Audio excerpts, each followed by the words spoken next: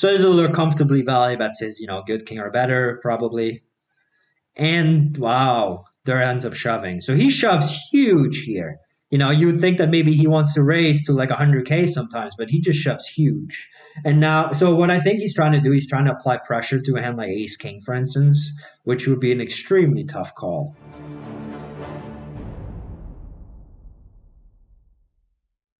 Today I'm going to review some of the biggest online no-limit hold'em hands ever played. These hands were played about 10 years ago during the Rail Heaven time, where Isildur and Durrrr were playing heads up 501K all the time. There were these deep stack games with really rich recreational players and a lot of, young kids in their underwear trying to make it. So there's gonna be some good hands in there. A bunch of hands that are over 500K. So I think most of us have probably seen these hands, back in the day, but I don't know. I don't remember many details. So let's just get into it and see what's up. So first hand, we've got OMGClayAiken, who's Phil Galfond. We've got Durrrr, who is obviously Tom Dwan. Urindanger, who is Giang, I believe.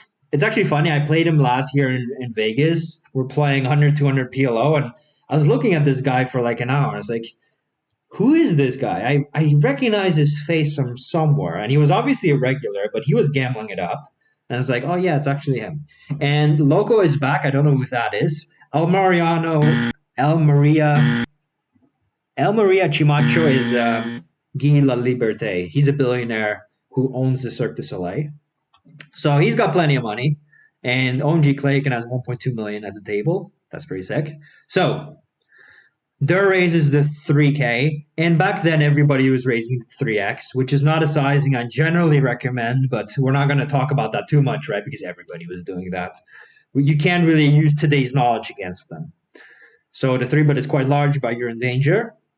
And I'm guessing he's flat calling a decent amount here. So when he 3-bets, he's 3-betting mostly like weaker hands like bluffs, such as ace-5 suited, as well as stronger hands. And I bet that if he has hands like pocket nines, for instance, he would mostly end up flat calling. And we see an a7-4 flop, which is just amazing for imposition, right? Because he's got aces every time, and Durrrr would always 4-bet aces. So back then, people used to call a lot of 3-bets. So Durrrr might just have 7s and 4s a lot. I'm not sure that imposition has them, but top set is still better than middle set. And Durrrr also doesn't have as many ace kings, for instance, as a guy like Urindanger will. So he can be quite aggressive here. But he doesn't get a chance to, because Durrrr ends up leading out, which I don't think is a good play. I mean, you're behind here, so you can't just lead out with your really good hands and just check with your bad hands, right? That's too face up. So why not let Urindanger take the betting lead?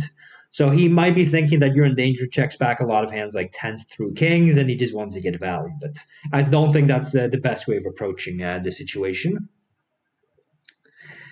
So Urindanger's repping an extremely strong hand here, because Durrrr is basically saying, I don't care that you have aces and ace-king and maybe ace-4 suited. I'm just going to bet it big anyway. And then on such a dry board, Urindanger still raises. So he's saying, I'm not sure he even raises a hand like ace-king here, to be honest. Because, if Durrrr were to, let's say, lead for a 7K, well, okay, then ace-king is virtually the nuts. But when he leads out on such a bad board, I'll be a little bit scared. It's not as if I'm folding right away, but I would be a little bit scared. Even against an aggressive player like Durrrr. Because I don't see Durrrr just calling in like king 10 offsuit out of position and then just leading with a random hand, basically. Durrrr does call, which makes me think he's got 7s, 4s, or an ace a lot. Maybe on like 5, 6. Maybe he floats king, queen suited occasionally, but that's pretty ambitious, right?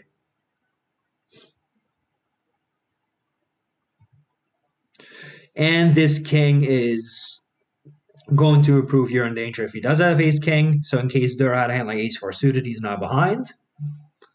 I don't think Urindanger would raise kings on the flop, so he doesn't improve to a second set.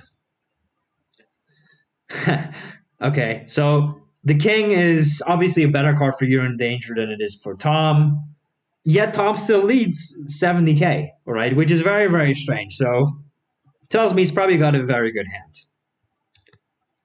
Urindanger calls now. And even if he has like ace-king, I think calling is the best play. And there shoves here for 200k in the 253. That's pretty serious money right there. That's like, like a Romanian palace or like, a nice apartment in the Netherlands. So he shoves for like, anywhere between an apartment to a palace. And I think that Urindanger should just be folding a lot. I mean, Durrrr could just have 5-6 suited and just be going to town, just going nuts. But 5-6 suited is a bit less likely now because there's a 6 on the river. So I think I would just be folding a lot here if I were Urindanger. You do have aces here you do have aces here quite often. Maybe he has a hand like 7s or stuff like that. He probably has a hand like ace-king, which against Durrrr you probably wouldn't be folding. But if Urindanger has, let's say, ace-queen here, I think you can just throw it away. Also, I mean, Durrr's betting 200 big blinds on the river, right? The pot's going to be 650 big blinds when called. Ace-queen is not a very good hand anymore. Urindanger does make the call. And Durrrr shows up with pocket 4s, and Urindanger, I guess, had ace-king, right? That makes the most sense. So I don't like the 3-bet, calling the 3-bet too much with 4s, but it's all right. But I don't like the lead on the turn by Tom, and I also don't like the lead on the river. I don't like the turn lead. I don't like the flop lead. On the river, I guess you might as well shove then, but this hand doesn't make a lot of sense. So I'm going to give Tom a poor mark of 3 out of 10. But we got to be fair, right? Because Tom didn't have access to PioSolver back then, or tons of training sites and all kinds of, elite coaches or whatever. So we cannot be too harsh on them, right? In 10 years from now, maybe people will be reviewing our play and they'll be laughing at us just the same, right? Last week, I reviewed Daniel Negreanu versus Isildur. This week, it's going to be Durrrr versus Isildur. And the stakes are much higher than 50-100 this time. So 350 big blinds deep at 501k. Let's go. So Durrrr makes the 3x. And deep stacked, that makes a bit more sense than short stacked. Although it's a sizing most players won't use even this deep. I don't mind his 3-bet sizing by Isildur. Maybe even a bit smaller, but yeah, it's fine. I don't mind it. Durrrr now goes for he 4-bets, and I think his 4-bet sizing is quite good. It would be a mistake to go like 45k or so, just thinking, oh, we're super deep, I just have to go infinitely big. But yeah, I think this is a good spot. I think it's a good spot for this size 4-bet. And Isildur now 5-bets, and against most guys you can throw away your hand because they got aces, but Isildur of course has much stronger hands much weaker hands on average than than a nit. So Isildur 4-bets, and he's giving Durrrr a pretty good price. So Durrrr can end up still calling sometimes. I mean, there's 108k in the pot, so his next move could be all in. Let's see what happens. Boom. Okay, this is a bit boring because it's pre-flop all in, right? But still, it's a 700k pot. Running it once casually. Wow. So, I mean, you can't really blame Isildur, right? I mean, he 3-bets. The sizing seemed fine. The 5-bet sizing seemed fine, and he didn't disconnect and fold. So I like the call down, obviously. As for Durrrr, I mean, it's hard to say because this was 10 years ago, and I don't know the dynamic between these two. Maybe they'd been gambling for weeks, and this was standard, right? But even for 350 big blinds, this is a little bit loose. I would say that when Isildur 5-bets to 77k, I mean, you're getting a good price to play in position. There will be an SPR of just below 2. So I think calling is probably best. So, I mean, perhaps Isildur just had tons of bluffs in these spots, and then this was a clear shove. But I think this is probably too loose, and calling would have been a little bit better. Even though ace-king suited, I mean, for 200 big blinds deep, yeah, sure, happily getting it in. Or like pretty happily getting it in. 250, yeah, probably. But 350, that's quite a bit. Even against a guy like Isildur. So I'll give Tom, I'll give him a 5 out of 10. But I feel kind of bad saying that because we don't know the dynamic. And Isildur, well, the sizing seemed good, so I'll give him a 10. But, I mean, he got an aces pre-flop, right? That's not too much of an art. So back to 6 max no limit, we've got Juanda, who is the real Juanda. We've got Lucky Yu, who I believe is an Asian gentleman, but I'm not quite sure. And we've got Gus Hansen, who needs no introduction, right? 3x once again, and a cold call by elmariachimacho. So I think he probably has a slightly weaker range. I mean, we know that he's a recreational player and he lost a ton of money in these games, so his range is probably very, very weak. I've never played with him before, so maybe he just calls hands like King 10 off, like losing calls, but not losing that much. He could be calling with King Deuce offsuit. I am not sure how big of a fish he is, but obviously he's not winning against guys like Urindanger. Durrrr squeeze is quite large here. He's trying to isolate the cutoff cold caller. And Urindanger, so this is quite a cool dynamic.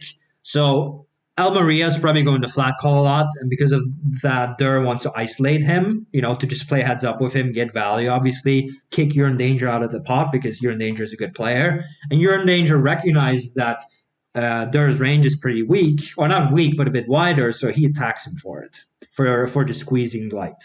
So I like this play. Durrrr, is probably thinking, well, Urindanger is going to play back at me more, which means I'm going to play back again. And 9-5-4 is a pretty innocent looking flop. Maybe Durrrr has nines and Urindanger wouldn't necessarily 4-bet, but Urindanger does have aces, kings a lot, and Durrrr would often fast play. So I expect Urindanger to be betting this board very aggressively. And he does. And when Tom check raises, Tom is a very aggressive player, but he check raised to almost half of Urindanger's remaining stack, so I don't think Tom Dwan is going to be folding a lot. I don't think he's going to take Jack 10 of clubs and just check raise a lot here. So Urindanger is going to have to go with it very often, which he does, and now Tom's in trouble, most likely. 3 never helped anybody. 6 of hearts may have. Wow. So Tom did call with kings pre-flop, thinking, well, this, he's basically waiting for a safe board, and then he's like, well, if I'm going to get it in on any board, it might as well be this board, right? I don't want a heart to roll off on the turn. I don't want an ace to roll off. So I'm just going to fast play my hand. And Urindanger, obviously, happily getting it in. So I actually think their hand was played very, very well. It is a 300 big blind. It is a 300 big blind, 350 big blind game. So, that makes it a little bit looser. But, the fact that they squeeze so big and they 3-bet so large and they open so large, it kind of makes the game a bit smaller. Whereas nowadays, people would have gone like 2.2x, call, and then squeeze 13, right? Which means the 4-bet is smaller, which means the c-bet on the flop smaller. I don't mind the play. I'll give Urindanger 9 out of 10. I'll give Tom. I'll give him a 9 out of 10 as well. So good stuff. We've got Urindanger raising the cutoff, and we've got Phil Ivey on the table now, so the game's gotten tougher. So Elmaria cold calls here, which is a mistake. He only has 26 big blinds and put in 3, so he's invested a significant portion of his stack with a capped range, right? And he can fold for free. So Juanda is representing a pretty strong range here. He's basically saying, I'm willing to put in 26 big blinds against the button. So it's not like I'm just squeezing 5-4 suited here. He's saying he's got a pretty good hand. And Durrrr says, I don't care. I'm going to 4-bet anyway. I don't like the sizing too much. I think he should 4-bet a little bit smaller, but that was standard back in the day, so I can't blame him. Juanda really pushes his luck in 5 bets. Wow. So, I would have liked a slightly smaller 5-bet. Durrrr has 350k and you made it 137. I think he could have just made it 100. I think it's a bit too obvious that you got a good hand now. And Durrrr ends up shoving kings. Okay, kings against aces. Another dirty cooler. Wow. Durrrr's really getting wrecked here. I feel bad for him. So yeah, I don't like Juanda's sizing too much, but I don't really mind the get in. If maybe Elmaria is flatting every hand pre-flop, and because of that, Juanda is super aggressive. Because of that, Durrr's very aggressive. Because of the dynamic, this could be a good get in. And he just casually sucked out for 680k. So nice hand. How many houses is that in Romania? Show of force. Back to Durrrr versus Isildur heads up. 3x raise, again, standard back then. And Durrrr just calls now, all right. And king 7-6 is a pretty good board for both of them. So Durrrr will never have kings because he would always 4-bet, but he'll have 7s, 6s, king 7, king 6 suited, 6, 7 suited. You know, he'll have good hands like king, queen, etc. And Isildur will have most of those hands as well. So he bets around 2/3 pot, which is a little bit less. So that's something we saw him do in last week's episode against Daniel Negreanu. He was constantly c-betting 2/3 pot. There are calls. And the 4 doesn't change a whole lot. I guess both guys can have 5-3 or 8-5, but it doesn't change a whole lot. So Isildur comfortably value bets his, good king or better, probably. And wow, Durrrr ends up shoving. So he shoves huge here. You would think that maybe he wants to raise to like 100K sometimes, but he just shoves huge. And now, so what I think he's trying to do, he's trying to apply pressure to a hand like ace-king, for instance, which would be an extremely tough call. It looks a bit like Tom might be semi-bluffing here with a hand like ace-6 of spades or ace-5 of spades, ace-8 of spades, something like that, just hoping that Isildur folds a lot of hands that are not 2-pair plus. And Isildur's in the top spot, right? Because as you can see right here, I've conveniently added the odds, and he needs 40% equity. And if Tom has, let's say, a straight or a set, well, he could be dead already. But Isildur is not in the mood to fold. Okay, so, wow. Okay, so Isildur 3-bet pre-flop with 7-5 suited, and we're not going to show Tom's hand yet. So stay with us. He 3-bets pre-flop, which I like. He c-bets a flop, which I like. But on the turn, he should just check, right? I mean, he's not getting a lot of value from worse hands. And it's kind of nice that you just check all the turn and have some deceptive hands like a flush. So, yeah, I like the flop better, but I don't like the turn bet too much. And he's thinking, well, I block some straights and whatever, so Tom could be semi-bluffing. So I don't hate the call, but I think the mistake is the turn bet. It's not a terrible mistake, just betting merge you with such a high equity hand, but I think checking would have been really cool. It's a really deceptive way of adding, good hands to your checking range. And let's see what Durrrr has. Oh, wow. So Durrrr has 6-3 suited. That's brutal. I mean, they put in 300K each with 7 high and 6 high, right? Which is a pair of 6s, pair of 7s. So I don't mind the call against the 3-bet super deep. I like the flop call. But on the turn, I think Tom should just be calling. I get what he's trying to do. He knows he has pretty decent equity no matter what. He'll beat a combo draw sometimes, like ace-5 of spades, and he applies a lot of pressure to Isildur's, King X heavy range, but I think for so much, I think calling is just the best play. You also do a great job not blocking any bluffs. So, yes, I understand it's an aggressive dynamic, but I would end up just calling the turn in Tom's shoes. And, 6 high flush draws are generally not so good when you play 300 PB deep. Just ask any PLO player, right? So I'll give Isildur, I'll give him a 6 out of 10. I'll give Tom, I'll give him a 5 out of 10. So we got 3 new players. We've got Trex, who is D-Dong's brother. They look alike. I'm not sure if they're twins. We've got Regista 8, which, that's a name I've never heard. And we've got Patatino. I think that may be Laliberté as well, because he had a bunch of accounts, and that may have been him. But I'm not sure. Anyway, 5 rich gentlemen, and we shouldn't really feel bad if they lose their money. Okay, so Patatino limps, making me believe that it's Guy.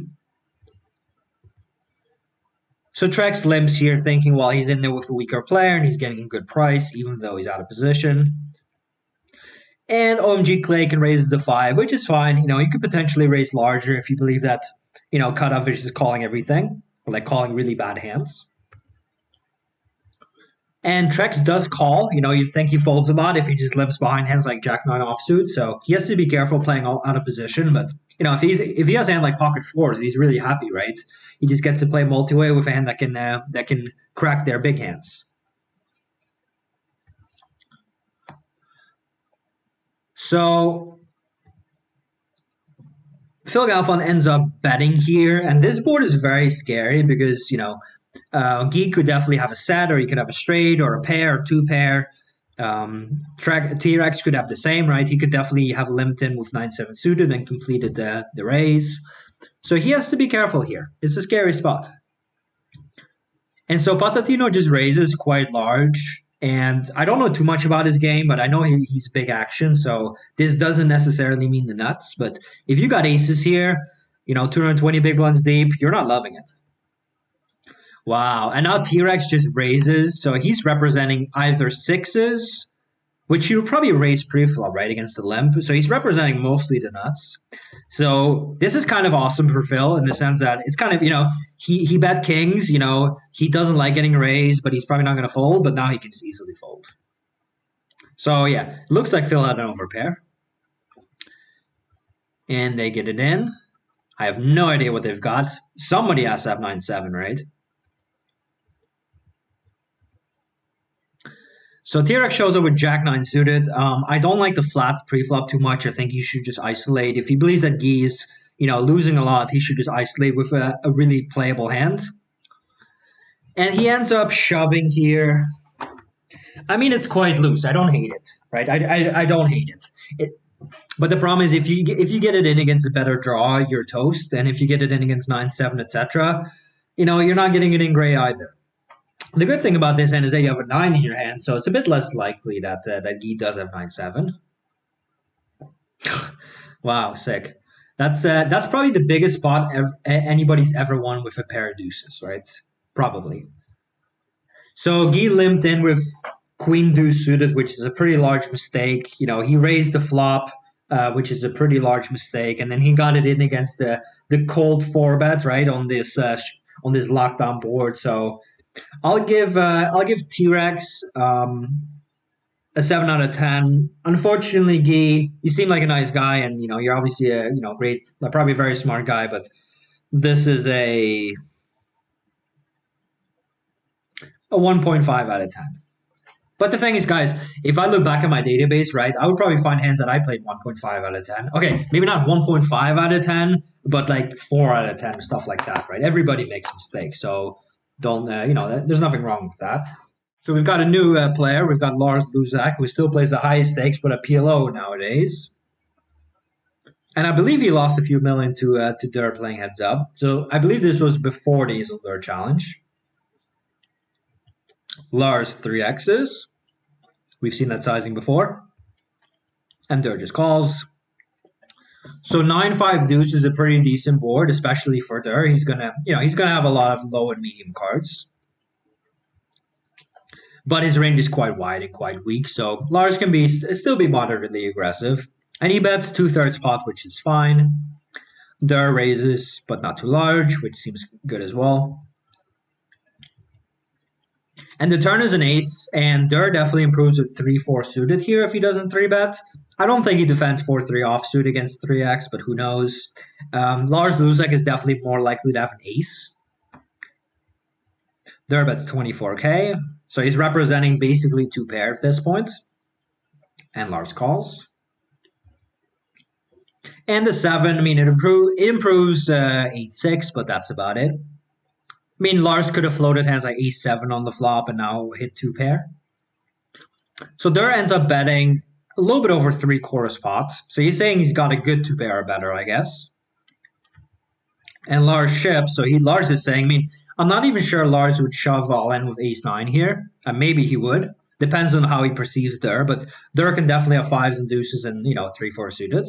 And maybe 8-6. And Durrrr calls, so 600 plus K pot again. Durrrr has ace-9 suited, all right, so I would like to see Durrrr 3-bet this hand, especially deep stacked. I do like the check raise. I don't mind the bet. I don't mind the bet on the river. And he's probably thinking, well, I block 9s, I block aces, and, maybe Lars is bluffing with hands like ace-3, ace-4, or maybe hand like 5-4. Wow. And Lars has 6-4 offsuit. Sick. That's some serious heart, guys. That's some serious heart. No matter how I rate Lars's play, he's going to get a 10 out of 10 for heart. So I'll give Durrrr an 8 out of 10. I think the sizes could be polished up a little bit, but again, this was 10 years ago. I do think he should have 3-bet pre-flop. So I'll give him an 8 out of 10. And Lars, he's got a gut shot on the flop, right? So he could check behind if he likes with such a weak draw. But on the turn, I mean, this is a gangster float for sure because he doesn't have a whole lot of equity here. He only has a 3, right? For a second, I was like 4, 5, 6. Wait, but the 9 doesn't help him, right? He doesn't have a double gut shot, so he has only a gut shot. So he basically thinks that Durrrr has some kind of weak value hand, like 5 deuce, and then he'll just fold on the river. Or, that, he can just hit his hand and get paid, right? In terms of pure odds to call and implied odds, he doesn't have enough. So he must be thinking that he can push Durrrr around on the river, but Durrrr is not the type to hero fold, it seems. So, okay. And on the river, I mean, if you're going to bluff, this hand is a great hand to bluff with, right? He blocks the 8-6 straight. He blocks the 3-4 straight. I mean, you got 6 high. I don't think calling makes a lot of sense. Calling to beat 6-3 is kind of ambitious. So I don't hate the river shove, but obviously, if you're shoving this hand, you probably get to this river with tons of hands like 3s and 4s and 5-4 and 5-6, and you're probably overdoing this a bit. So the idea is pretty cool. Just blocking the straight. It's kind of a PLO thing, right? Blocking as many straights as possible. But you can be quite out of line here. So yeah, 8 out of 10 for Durrrr. I'll give Lars. I'll give him a 5 out of 10.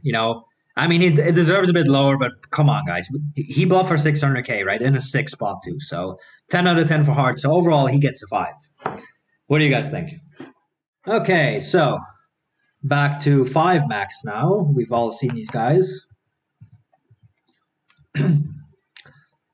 So Maria limps. Let's call it Maria. Maria limps and John Juwanda ISO is quite large here, and it's kind of funny because Tom has 2.5 big blinds, so maybe he got stacked just last hand, right? So I mean, John obviously is willing to put in 2.5 big blinds against Tom, which he does. And now Ivey 3-bets here, so he's probably thinking, well, Tom's range is not very strong. I'm just going to reopen the action here. And John is probably ISOing Maria with quite a wide range. And then John thinks, well, Phil is probably just making a play. He realizes my range is wide, so I'm going to play back at him. Very similar to the hands where Durrrr and Urindanger got an aces against kings. So being so deep, Ivey can still make a decent amount of calls, which he does. Okay. And the flop's ace 10-5, which is kind of funny because I mean there's an 8.5 game main pot, the rest is a side pot. All right.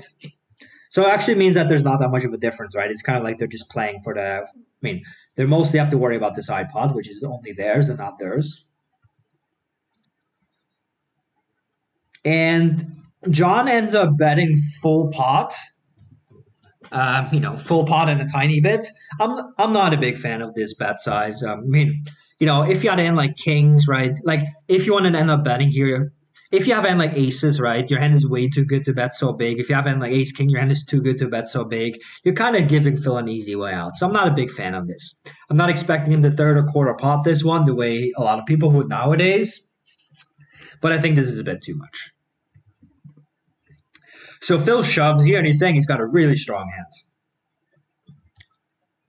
John gets it in. Almost 700K pot. And let's start with the most boring part of the hand. Tom gets it in for 2.5 big blinds, which I think is correct. And John, So John isolated king 8 suited, which I definitely like. I also don't mind the 4-bet. I think that's a pretty good play. It's a little bit too loose. I also don't like the sizing pre-flop too much, but I think it's, the idea is okay.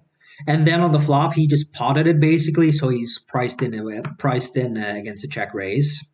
But I think he should have bet smaller. And Phil got it in with 10s, which is perfectly understandable. So I'll give Tom did play his hand well. I'll give Phil a 9 out of 10. I'll give John a 6 out of 10. I like the ISO. I like the 4-bet, but his sizes need a bit of work.